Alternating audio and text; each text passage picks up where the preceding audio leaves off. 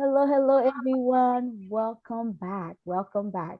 If you're new to me, I am Shua Allegra, the founder of Grace and Hope Consulting, where we empower people to achieve mental and emotional wellness, reach their full potential, and live fulfilling lives. So, we're talking all about resilience. And then today, I have a new friend with me. Alexia will tell us a little bit about her story and how it fits into resilience. But before we get to that, let's ask her first. Tell us a bit about who you are. Who are you, and what do you do? Yes, ma'am. Well, Alexia, Bartholomew, originally from California, but currently live here in Texas. I am lots of different, let's say, hats. So as you know, sister, auntie, cousin, veteran, military veteran. Thanks for your service. Welcome. And college graduate. I also go for my master's, Awesome. but I'm also an author, writer, and recently just became a podcaster a few months ago. So Awesome. Awesome. Well, I love how you start with the hat that you wear that are relational. Because yes, often when I ask people who they are, they go straight into, the roles per se, and then but it's more like professional roles, which is totally fine. But I think that exactly. there's just such beauty and weight, if you want, like when we connect back to the people that matter to us, Yes, and it speaks volumes. So thank you for just bringing that out. And for everyone listening, it's not to shame anybody for not sharing, the relational the introduction per se, but just to encourage all of us that no matter what we do, remember the people who matter. It starts for me. It starts at home. If I yes, ma'am. cannot be in healthy relationship with my family, I shouldn't be out there doing any half of the other stuff I do, right? It starts at home. Yes, So ma'am. Yes, ma'am. anyway, that part, maybe somebody needed that. I'm not sure. No, no, it's okay. No, it's okay. It's Yeah. okay. It's okay. Yeah. Keep going. You're good. You're doing good. Good. So what for you, what is your story of resilience? Kind of, and then with the writing too, like kind of start us off here, just opening up with your story and how resilience fits into that. Well, resilience started in childhood, Mm, and most childhood, you don't think, mom, dad, cookies, mhm, playing, hopscotch, all that stuff. For me, resilience came from the traumas, the childhood mhm, traumas. mhm, One of the biggest areas was with sexual abuse, and it started in around elementary, like 5 years old. That's early. I can think I was 5 years mhm, old, and going through that for years, and not just with one family member, it was with a couple of other family mhm, members, and then had to deal with that, and then deal with the bullying, name calling, mhm, mhm, try to press through that. That was not easy. It was not easy at all. Not easy. Um, and then dealing with heartbreak, lots of heartbreak, if not with the how to say this, the biological dad not really being there, even though there mhm, was somebody there. Um, mhm, the marriage that was in divorce, and then um the lack of stability of a positive man in the house. yeah. And then heartbreak, lots of heartbreaks, some that even included um, finding out somebody was married. Mm, So pressing through that. So that's you could say resilience, just pressing through all those things. So yeah. for travel Yeah. too, right? Yeah. Oh, that's a lot. And a lot of stuff I do too is around kind of mental health and emotional wellness. And so, and as a trauma survivor myself, I want to say I hear you, I see you, and I Yeah, thank you for not you're giving up. welcome. I Not a thank you problem. for not giving up. Thank Because you. Yeah. when we go through those hard things, especially starting in childhood, it's so easy. Those things because are shaping us. It's for shaping how we see ourselves. So see ourselves, it start giving us a new identity that's not ours, right? And that's not helpful or healthy. And Yes, ma'am. then we cling to that, and sometimes that leads us to make decisions in the future that Mhm. might not be beneficial to us because a point of reference was not a healthy point of reference, Yes, right? ma'am. It's Yes, almost like ma'am. it's almost like a computer. The computer can only operate with the information you give it. So if I Yes, go, ma'am. if I put data in my computer, like I'm trying to open a file, no, it shouldn't be closing the file instead. It should be trying to open the file, right? If I go Yeah. into Google and I search for one thing, it should be like if I'm looking for cars, technically it should not be giving me bicycles, right? Mhm. So the computer works, with the data that you have, and then that Yeah. you input into it. Well, as children, when we go through trauma, it's almost as if we're inputting unhealthy Mm-hmm. healthy thinking already in the child's brain. Mm. Wow, that's what And I like. then I yeah, really, and that start becoming the point of reference from which we see the world, the point of reference with which we navigate the world, how we see ourselves, how we see others. And then from yeah, it just, unless it's dealt with, unless we start working for that, actually first recognize that something is not, it's Mhm. not correct. Because for most of us, we're like, well, that's how it's always been done, that's all I saw or I've That's seen. And so as a child, you think that is reality, that's how it should be, because you mm, don't know any better, right? And so it's not about, again, not shaming anybody here, not saying that, you're wrong. It's like, no, something has happened to you that reprogram your brain in how you think and how you do life. mhm. And until you realize that the data that's been inputted is the wrong data, there's honestly not much you as an individual can do about it. And so Yeah. it's okay to start, it's okay to give yourself, I encourage you, not only it's okay, I encourage Mhm. all of us here, anybody listening, to give yourself some grace. Give Yeah. yourself some grace. Yes, ma'am. Yes, And so, ma'am. wow. So anyway, with just your story, how you went, like we say, from the childhood trauma to the bullying and verbal abuse, and to to heartbreak. What has helped you kind of navigate all of that? What helped you Wow. not to give up and to be to here today to tell the story? I'll be honest with you.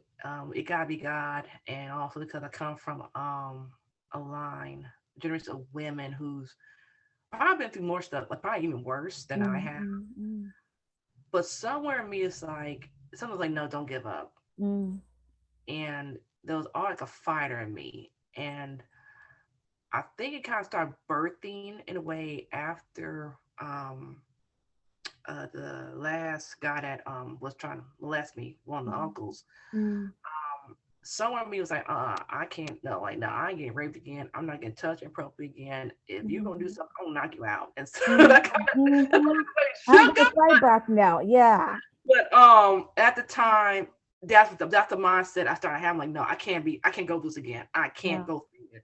And Mhm, so it built from there. And then when it came to the bullying, one outlet for me was school because I love going to school. I love learning. mhm, So mhm, that was another outlet.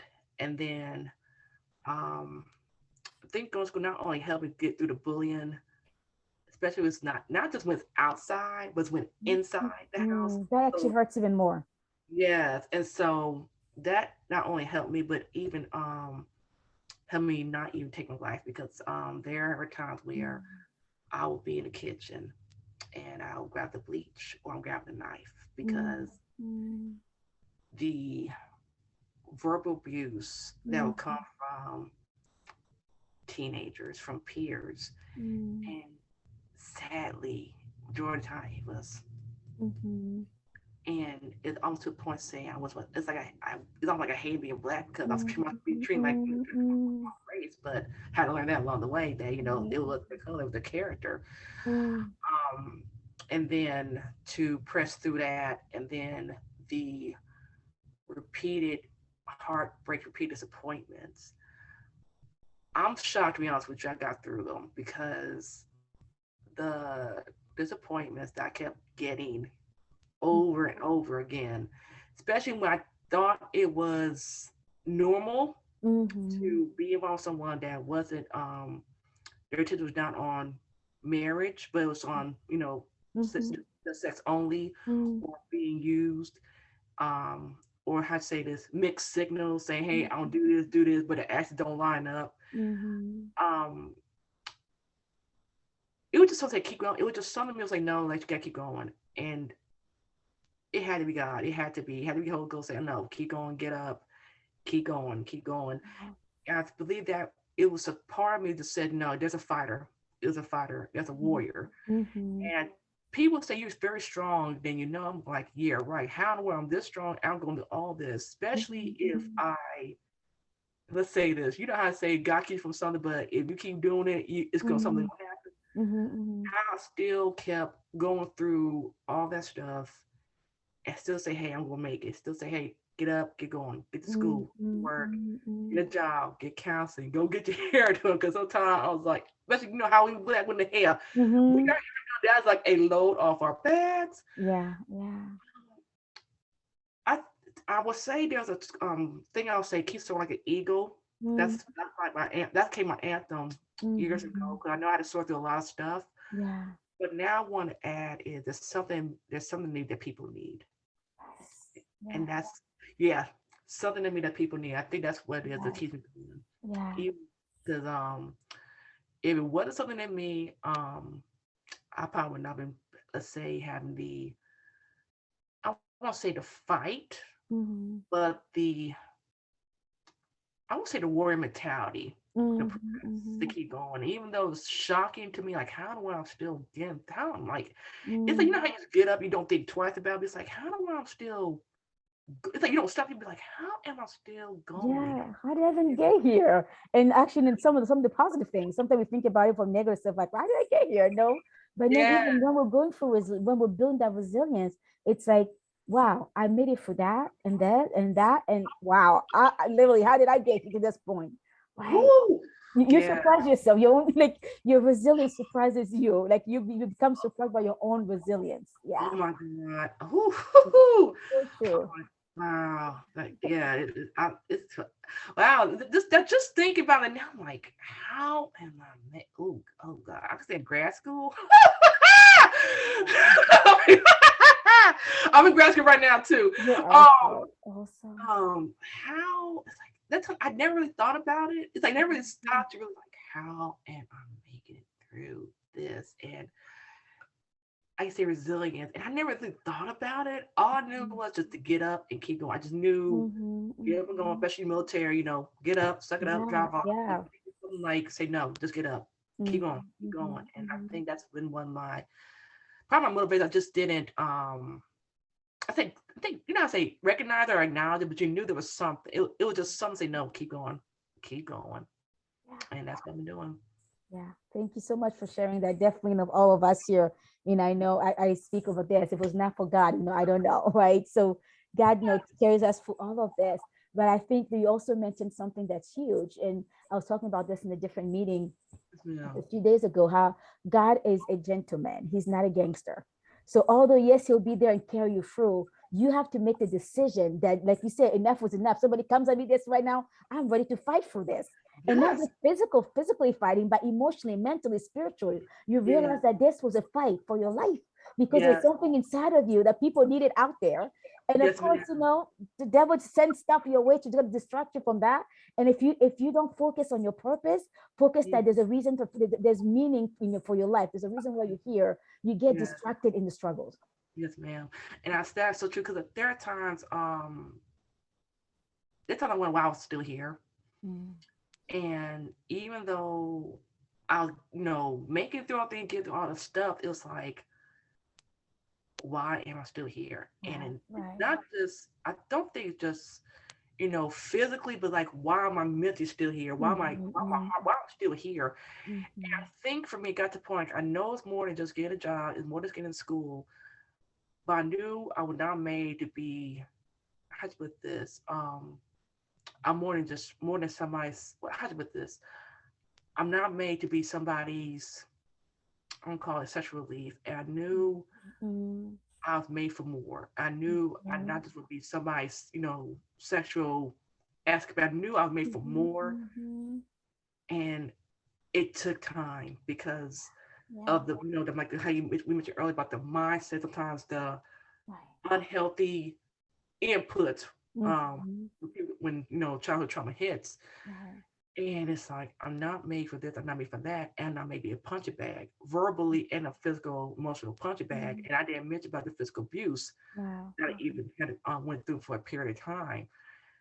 It's like I made for more, and it took Mm-hmm, some time. It really did, because from the background I came from, especially seeing my own mom get punched in the face mm, while stabbed there for no reason, and then found out later on she was also said she was raped, and then found out other family member was, wow. and it's like it's like no, it's like we're made for more than this. Like not Yeah, made to be some right. somebody's. I'm not made for just sex. It's like I'm made Mhm. for more than just that. I'm made to be a wife. I'm made all these things. And it really took some time because I think for me, somewhere me got so frustrated. I'm Right, like right. made for more. It's like I'm like I don't want to do no one night stands. I don't want to do all things. I don't. It's Right. like it's gotta be more. There's gotta be more than this. There's gotta be Yeah, more. So yeah. I'm glad I got there, and I know there's more now. Mhm. So we say resilience. At first, I didn't think about. I was like, you know what, Alexia, you've been resilient. You just didn't know it. Exactly. You didn't know it was, I think about it, I'm like, back then was a child, you didn't know what resilience means. I didn't know the word. You just knew Yes, I ma'am. have to survive somehow, Yeah, keep yes. pushing through That's and that's pushing the through, thing. like, I have to survive. That Yes, is ma'am. resilience, that inner drive that you have to not give up. And Yes, ma'am. you bring up, quite a few things that I just want to touch on.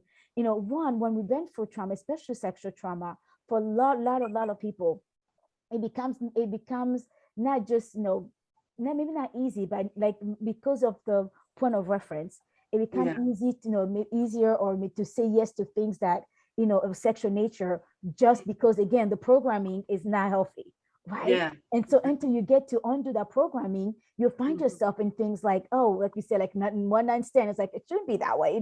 I meant to Yeah, be a wife, but my body meant to be church by my husband. And you yeah, think about that, but you like you say, you had to come to the point where like, no, I'm meant for more. yeah, Actually, I'm an author and a publisher as well, and one of which we have a series now, it's called Made to Overcome. But yeah, when we first started the series was made, is made for more. And the yeah, first edition was on mental health, and we had people sharing the story of trauma led to mental health issues. And that's yeah. something we don't talk about in the church. That's something we don't talk about in the Black communities. Let's just be Mm, real here. no, no, no. People will tell, well, we're going to cast the demon of depression out of you, demon of suicide out of you. Nobody go back and address the trauma you've been through. Oh, oh my God. You getting to the point of now wanting to live was not because you didn't want to live, because mentally you've been so abused that even your brain cannot compute what life would be like, because this life as you knew it was not worth living for. Let's tell the truth here. Oh my, Go for it. I'll stop. I'll let you talk. Go for it, sis. oh my God. This is so much confirmation, a lot of confirmation from last year going to this year. Mm, I've always been the type of person, there's a reason why somebody goes a certain way, why they act a certain go certain routes. mm-hmm, And even with the point with when somebody say they like, this their same sex, I'm like, no, mm, there's a reason. Like something happened. mm, mm, And I remember talking to someone who was supposed to the same voicing the same concern. mm. Spiritually, yeah, we cast this out, cast it out, but at the same time, we're not It getting to didn't the work. root of why Mm-hmm, they're acting like that. We're not getting to why, how that spirit or the demon accessing that person. mm, And oh goodness, when you said that, mm, it was a total confirmation of where I am now because mm, mm, um I had I I started going to another recently started to a new ministry, and mm, before I started going to the ministry, they had a thing called they had a prayer service, and the topic was inner healing. mm, And when I heard the prayers, I was like, where have I been? mm, Like, it's one thing to say, prayer at the altar, breakthrough, all this stuff, but mm, another thing with mm, a main focus on inner healing. mhm. And when you said what you said, I was like, this is confirmation of what needed to be going on. So I Yeah. think a lot of times we're trained, and nothing wrong. We were trained a certain way, cast out, that's it. But I think there are times we're trained in a way that's it's good, but fit, but it's like we're not trained. I think like a whole, like all components of it, Mhm, mhm, because I wonder with certain people, even myself, okay, why this happened, why they act like this, or certain mhm, family member, like, hey, there's a reason why this happened. There's a reason why when somebody say something like, hey, something happened, or if I see a photo of a celebrity and their demeanor, their clothes, their like, wait a minute, something happened. mhm, And mhm, there was a rapper who I heard said the same thing, mental health. And I think when we get to that point, and not just um church, but even myself as a whole, myself also, I've been wanting to get to root a lot of what's going on. I think a lot of people could be whole. And the healing that's really needed, not just, in the congregation, Mhm. but in the pulpit. I think a lot would be way better because we're no longer going to have this feeling, oh, I got to be this, Mm-mm. what's the term? Do I want to read? You know how to say, don't want to read what Put you're it, put going. it, yeah, I could put in the facade, you mean? Yes, but knowing well that is, I'm like, you're trying to hold it together. And for me, Mhm. I was trying to hold it together so many times. So I Right. think Right. from middle school even to some high school, because Mm. I already know how to deal with the fact that, okay, even though the raping and the molestations were over, Mm. it's like I was numb. I Right. didn't Yeah. do it. I Mm-hmm. was like, tough. I was like tough and nails. You couldn't tell me nothing. It's like I gotta look Right. like miss me. I'm knock you out. Look, but Mm-hmm. as time went on, I want to say the first route of healing, real healing, started in 2001. Mm. But the more healing I went through, it really comes full fruition with the counseling. And Yes. Yeah. there's a thing called cognitive behavioral Mm. therapy. Yeah. CBT. Yep. Yep. And I went through that stage because I've been through many counselor therapists, but it's like, Mm-hmm. I'm like, I wasn't getting that breakthrough. Cause like I Mm-hmm. tired of telling the same story over and over again. I'm like, hey, I need to Oh move yeah. on. Yeah. I Yeah. need to move on. I hear you. And so when I went through cognitive behavioral therapy, I was so happy because I'm looking Mm. like it's like, hey, like try to see how it works. And what I love about it was how they teach how to process and break down, the feelings, the event, how you feel before, during, and after. I mean, yep. Yep. And when I went through that, it was such a route. I'm like, thank Mm. you, Jesus. And it really, I don't know what the term to put it as. Now, it's not as, I won't say not as, I don't know how to describe this. I wasn't as weighed down, Mm-hmm. Mm-hmm. but the more I processed how I felt and I was on how I felt, it wasn't as, not, what term? Not suffocating? Mm-hmm. Mm-hmm. No, that makes total sense. Total Not, sense. not some people actually like say, breathe, like, okay, this is how I felt. Okay, this is how I was Yeah. feeling. Yeah. And Yeah. actually, that's helped me even after the therapy. It has Yes. helped. And I pushed it like cognitive therapy, behavior therapy. Exactly. I encourage, I don't care, say or not. Yeah, I, no, I'm with you. I love myself. I say I'm a trauma survivor, been through therapy, and mm, yeah, and so a lot of things I do, people who follow me know this, we do offer, mm, counseling and, and coaching as well. But I was mm, such a fan of CBT that I became certified in it. So even the approach that I meet with people, because I yeah, realized you have to change your mindset, your mind first, right? yes. Even what the Bible says, well, as a man think it's so easy. So if I don't change how I'm thinking about myself, about what Mhm. happened to me, I cannot find the inner healing. But the more I start changing my thought, it start changing how I feel about it, then it start changing my action towards, whatever it is that I'm dealing with. Yes. And that's And the base of CBT. Yeah, go for oh it. my God, let me tell you, and let me tell you this is how I knew I was really healed because we came to black men Mm-hmm. majority of the time. Mm-hmm. And not just black men, but like, different, Mm-hmm. backgrounds. There are times even though I'm not verbally saying it, I'm like, okay, what's your intention? What's your motives? Mm-hmm. Mm-hmm. Sometimes they're not like being looked at or stared at. Right, right. But they It were become come, trauma triggers. It's like everybody looked at me that way, came yeah, for something that was not good. So as yeah, soon as you see something, trauma trains our brain to see danger everywhere because yeah, we've been through danger, right? Dangerous spaces and areas and situations. So that yeah, become the lenses through which you see the world. It's no yes. everything becomes a red flag, even when it's not, right? And that is totally, it's a total trauma response. Thank you for this. And oh my God, that same day I came back from that last therapy session, there was a brother at work, cool coworker. Mhm. I didn't think I was looking at him that way because I knew he was good people. No auntie did me wrong, Mhm. or not even auntie was going to do something wrong to me, Mhm. Mhm. but just he was this Mhm. color. Mhm. After the therapy session, I no longer looked at him like that again. Never looked at Mhm. him that way anymore. I was Right, like, oh, that stuff really did affect me. right, right.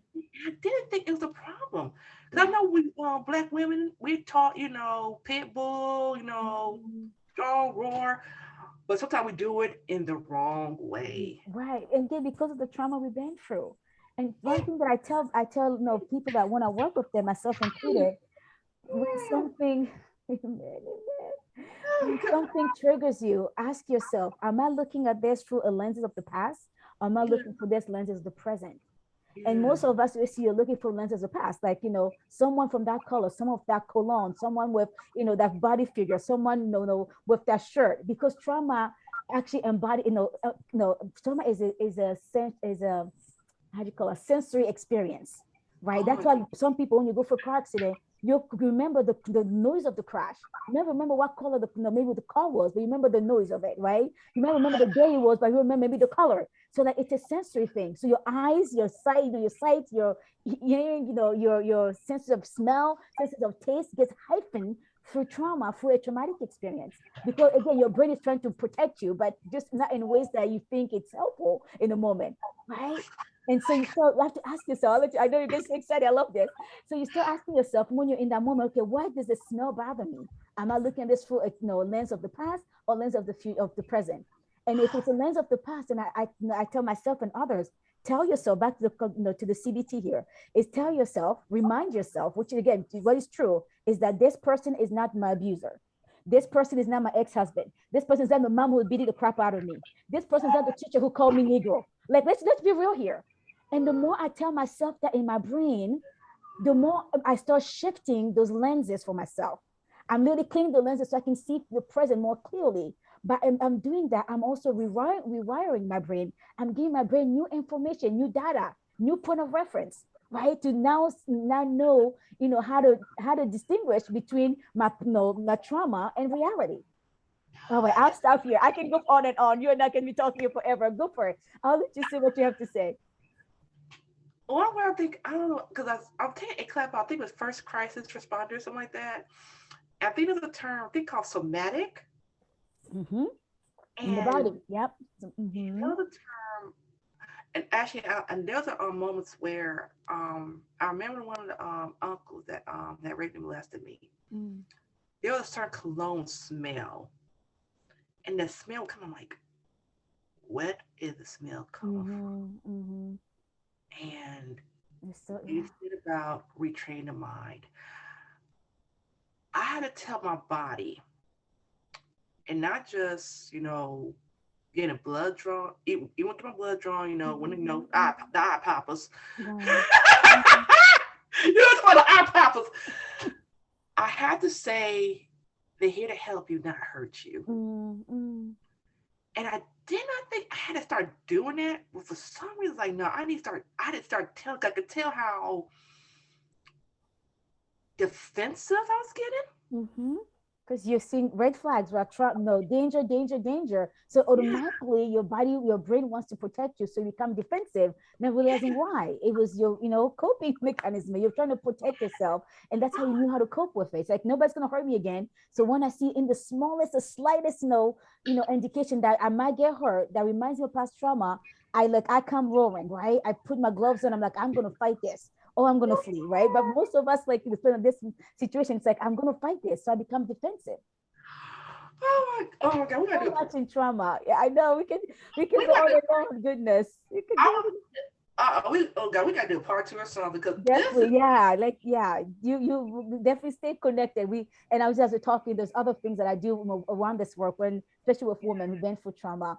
We do a Yeah. program called Rewrite Your Story, and Yes, ma'am. it's literally, it's a trauma focused CBT, and Yes, and ma'am. we work for some of the things I mentioned here. And so, just sharing out there for all of us, what you've been through is not who you are. Yes, You are ma'am. not your experiences. You are more than that. Do Yes, not ma'am. do not define yourself by the things you've been through. And Yes. when people start say, "What's wrong with you?" You turn around and tell them, "A lot has happened to me." So even Yeah. for those of us supporters as well, stop telling people what's wrong with you. So, well, what's wrong with them? No, start asking yourself what has happened to them, because the things Yeah. that happen to us impact us in deeper ways.